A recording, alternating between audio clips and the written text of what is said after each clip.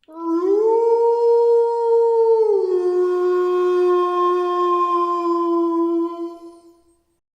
భయపడకండి. ఫేస్తో వీడియో అయితే ఏం చేయట్లేదు. చాలా మందికి ఫేస్తో వీడియోస్ చేస్తుంటే నచ్చట్లేదట. It's okay.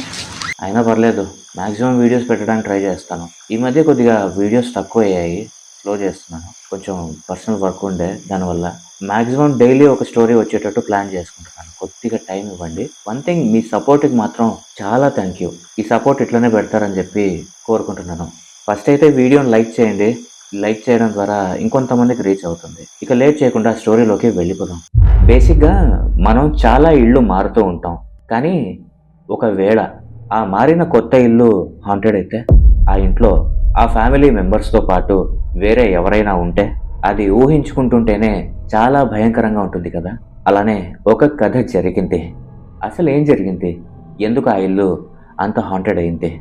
మాధవరావు, దేవకి, వారికి 2 చిన్నపిల్లలు. మాధవరావు ఒక ప్రైవేట్ జాబ్ చేసుకునేవాడు. వాళ్ళు ఒక ఇంట్లో రెంట్కుండేవాళ్ళు. పిల్లలు పెద్దయ్యాక వాళ్ళ చదువులకి డబ్బుల అవసరం చాలా ఉంటుంది కాబట్టి ఇల్లు కొంటే ఇప్పుడే కొనుక్కోవాలని కొంచెం డబ్బులు దాచుకున్నాడు మాధవరావు. అలా దాచిన డబ్బు అలానే ఉంచి ఒక ఇల్లు కోసం వెతకడం మొదలు పెట్టాడు. స్థలంతో పాటుగా ఒక ఇల్లు రెడీగా ఉన్నది కొందాం, తర్వాత కావాలంటే అది పడగొట్టేసి డబ్బు ఉన్నప్పుడు తమకు ఇష్టం వచ్చినట్టుగా కట్టించుకుందాం అనుకున్నాడు. కానీ ఏ ఇల్లు చూసినా కూడా తను అనుకున్న బడ్జెట్ కన్నా ఎక్కువ ఖర్చు అవుతోంది. ఇంతలో ఊరి చివర ఉన్న ఒక పెద్ద ఇల్లు దొరికింది. తను అనుకున్న దానికన్నా తక్కువ కాస్టే. ఎలాగైనా ఆ ఇల్లు కొనేద్దాం అనుకున్నాడు. తక్కువ ధరకి రావడంతో ఎలాంటి ఎంక్వైరీ చేయకుండా వెంటనే ఆ ఆనందంలో మాధవరావు ఆ ఇంటిని కొనేశాడు. తర్వాత ఒక మంచి రోజు చూసుకొని తన కుటుంబం అంతా వెళ్ళి పాలు పొంగించారు. తన భార్య దేవకి, అలాగే తన పిల్లలకి కూడా ఆ ఇల్లు చాలా బాగా నచ్చేసింది. వాళ్ళందరికీ ఇల్లు బాగా నచ్చింది అని మాధవరావు కూడా చాలా సంతోషంగా ఉన్నాడు. ఇక వారందరూ ఆ ఇంటికి షిఫ్ట్ అయిన తరువాత ఒక 2 రోజుల తర్వాత దేవకి వంటగదిలో గిన్నెలు తోముతూ ఉంది. సడన్గా తన పక్కన ఉన్న విండో మీద బయట నుండి ఒక ఆకారం కనపడింది. ఒక్కసారిగా దేవకి ఉలిక్కి పడింది. వెంటనే బయటికి వెళ్ళి ఏంటా అని చూసింది. కానీ అక్కడ ఏమీ లేదు. కానీ ఆ విండో తలుపులు మాత్రం ఓపెన్ చేసే ఉన్నాయి. అలా దేవకి అసలు ఎవరై ఉంటారు అన్నట్టుగా ఆ విండో వైపు అలా వింతగా చూస్తూనే ఉంది.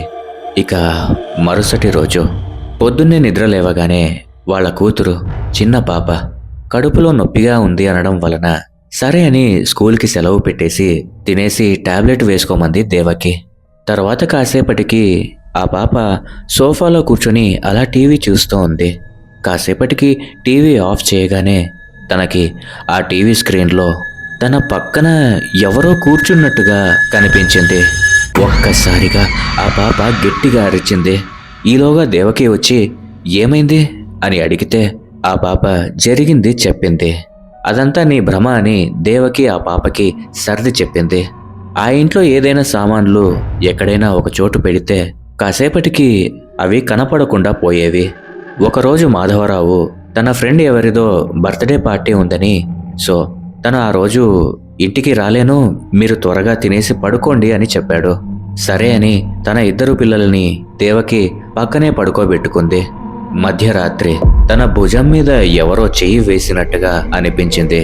ఒక్కసారిగా తనకి మెలకు వచ్చింది. డోర్ వంక చూస్తూ అలా డోర్ కిందికి చూసింది. ఆ డోరుకు అటువైపు నుండి లైట్ వెలుగుతున్నట్టుగా కింద కనిపిస్తోంది. ఇదేంటి, లైట్ ఆఫ్ చేశాను కదా అనుకుంది దేవకి. ఒకసారి చూద్దామని బెడ్ వైపు నుంచి లేచేలోపు అటువైపు నుంచి ఎవరో నడుస్తున్నట్టుగా కింద కనపడింది. ఒక్కసారిగా దేవకికి గుండె ఆగినంత పనయింది. నెమ్మదిగా ఎవరో తలుపు కొడుతున్న శబ్దం వచ్చింది. ఇక దేవకి తనకి భయం వేసి వెళ్ళలేదు. కాసేపయ్యాక ఆ తలుపు కొడుతున్న చప్పుళ్ళు ఆగిపోయాయి. నెమ్మదిగా అడుగులు వేసుకొని డోర్ దగ్గరికి వెళ్ళి డోర్ ఓపెన్ చేసి తన తల బయటికి పెట్టి చూసింది. కానీ అక్కడ ఎవ్వరూ లేరు. ఎదురుగా ఉన్న బెడ్రూమ్ డోర్ ఓపెన్ చేసి ఉంది. ఇదేంటి ఓపెన్ చేసి ఉంది అని నెమ్మదిగా నడుచుకుంటూ వెళ్ళింది దేవకి. ఇంతలో ఇంటి చుట్టుపక్కల ఉన్న కుక్కలు ఒక్కసారిగా ఏడుస్తూ అరవడం మొదలుపెట్టాయి. భయంతో నెమ్మదిగా బెడ్రూంలోకి తొంగి చూసింది. ఆ గదిలో ఒక చివర ఎవరో నిల్చుని తననే చూస్తున్నట్టుగా అనిపించింది. కళ్ళు నలుపుకొని మళ్ళీ చూసింది. అయినా తననే చూస్తున్నట్టుగా అనిపిస్తోంది. ఈలోగా ఆ వెనక రూంలో ఉన్న వాళ్ళ పిల్లలు గట్టిగా ఏడవడం మొదలు పెట్టారు. ఇక దేవకి వెంటనే ఆ రూమ్కి వెళ్తే వాళ్ళ పిల్లలకి ఏదో కనపడింది అని అన్నారు. వెంటనే వాళ్ళ ఇద్దరిని హాల్లోకి తీసుకొని వచ్చింది. అలా హాల్లో ఒక మూలన వాళ్ళు కూర్చొని ప్రాణాలు చేతిలో పెట్టుకొని ఆ రాత్రి అంతా అలానే ఉన్నారు. ఇంట్లో ఏవేవో విచిత్రమైన అరుపులు అవన్నీ వినపడ్డాయి.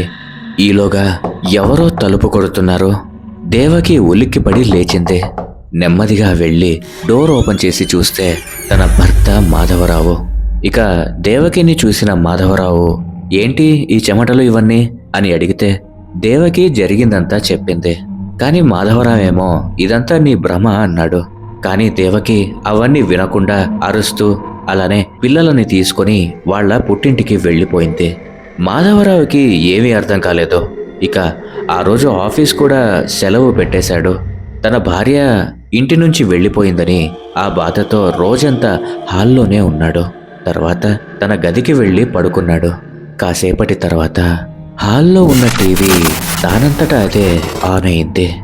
హాల్లో ఉన్న టీవీని ఎవరాన్ చేశారని వెళ్ళి చూశాడు మాధవరావు. టీవీ ఆన్లోనే ఉంది, కానీ అక్కడ ఎవ్వరూ లేరు. ఈలోగా బెడ్రూమ్ తలుపు నెమ్మదిగా ఓపెన్ అయింది. రా రా అనే శబ్దం వినిపిస్తోంది. మాధవరావు నెమ్మదిగా నడుచుకుంటూ వెళ్ళాడు. ఆ తలుపు దగ్గరికి రాగానే అక్కడ తనకి ఒక భయంకరమైన నీడ కనిపించింది. ఒక్కసారిగా అక్కడే ఆగిపోయాడు. ఇంతలో ఆ గది దగ్గర తనకి ఒక చెయ్యి కనపడింది. ఉన్న చోటే కామ్గా నిల్చుండిపోయాడు మాధవరావు. తన వెనక ఎవరో ఉన్నట్టుగా అనిపించింది, కానీ వెనక్కి తిరగలేదు. భయంతో ఏమీ చూడనట్టుగా అలా నడుచుకుంటూ వెళ్తూ ఉన్నాడు. ఇంతలో ఎవరో తనని పేరు పెట్టి మాధవరావు అనే పిలుపు వినపడింది. మాధవరావు నెమ్మదిగా వెనక్కి తిరిగి చూస్తే ఆ గది లోపల బెడ్ మీద ఎవరో కూర్చొని నవ్వుతున్నట్టుగా కనపడింది. ఇక వెంటనే చెప్పులు కూడా లేకుండా ఇంటి నుండి పరిగెత్తుకుంటూ పారిపోయాడు. తర్వాత ఆ ఇంటి గురించి ఎంక్వైరీ చేస్తే ఆ ఇంటికి సంబంధించిన ముందు ఓనర్ బాగా అప్పులు చేసి కట్టలేక అక్కడే ఉరి వేసుకుని చనిపోయాడట. తర్వాత ఆ అప్పుల వాళ్ళు నెమ్మదిగా ఎలాగోలా మాధవరావుకి ఆ ఇంటిని అమ్మేసి ఎంతో కొంత వసూలు చేసుకున్నారు. మనకు దెయ్యాలు కనపడట్లేదు అన్నంత మాత్రాన దెయ్యాలు లేవని కాదు. ఎవరి నమ్మకం వాళ్ళది, ఎవరి ఇన్సిడెంట్స్ వాళ్ళవి. We have to respect them, అంతే. ఏమో చెప్పలేం, మన చుట్టూ ఉన్న ఏ ఇంట్లో అయినా దెయ్యం ఉండొచ్చు, మనకు కనపడట్లేదు అంతే. ఈ ఇన్సిడెంట్ తర్వాత ఆ మనీ మొత్తం మాధవరావు మళ్ళీ వెనక్కి తీసేసుకున్నాడు. ఓకే ఫ్రెండ్స్, ఈ స్టోరీ కనుక మీకు నచ్చినట్లయితే ఖచ్చితంగా ఈ వీడియోని ఒక లైక్ చేసి మీ అభిప్రాయాలను కామెంట్ చేసి మీ స్నేహితులు మరియు బంధువులతో షేర్ చేసుకోండి. అలాగే మా ఛానల్ని సబ్స్క్రైబ్ చేసుకొని పక్కనున్న బెల్ సింబల్ని యాక్టివేట్ చేసుకోండి. Thanks for watching.